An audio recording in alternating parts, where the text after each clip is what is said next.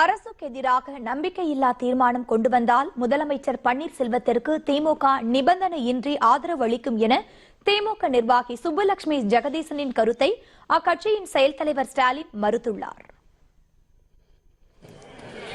ஈரோடு மாவட்டம் சத்தியமங்கலத்தில் காலையில் செய்தியாளர்களை சந்தித்த திமுக துணை பொதுச் செயலாளர் சுப்புலட்சுமி ஜெகதீசன், சட்டமன்றத்தில் நம்பிக்கை வாக்கெடுப்பு நடத்தப்பட்டால் முதலமைச்சர் பன்னீர்செல்வத்திற்கு நிபந்தனையின்றி திமுக ஆதரவளிக்கும் என்றார்.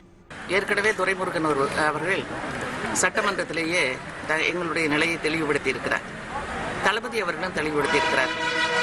உங்கள் பின்னாலே இருக்கிற சட்டமன்ற உறுப்பினரை நீங்கள் காப்பாற்றிக் கொள்ளுங்கள், நாங்கள் தேவைப்பட்டால் உங்களுக்கு ஆதரவு தருகிறோம் என்று சொல்லி இருக்கிறார். இதுதான் எங்களுடைய நிலைப்பாடு. நாளை சட்டமன்றம் கூடி கான்ஃபிடன்ஸ் நம்பிக்கை தீர்மானம் கொண்டு வருகின்ற நேரத்தில் பன்னீர்செல்வத்தினுடைய தலைமையில் இருக்கக்கூடிய அந்த அரசை திராவிட முன்னேற்ற கழகம் எந்த விதமான நிபந்தனையும் இல்லாமல் ஆதரிப்பதுதான் இன்றைக்கு திராவிட முன்னேற்ற கழகத்தினுடைய நிலைப்பாடு. இதில் எதையும் நாங்கள் அவரிடமிருந்து எதிர்பார்க்கவில்லை. இதற்கு பிரதிபலனாக அமைச்சரவையில் இடமோ அல்லது வேறு எதுவுமோ நாங்கள் எதிர்பார்க்க போவதில்லை. ஆனால் மாலையில் தமது கருத்தை தாமே மறுத்தார் சுப்புலட்சுமி ஜெகதீசன்.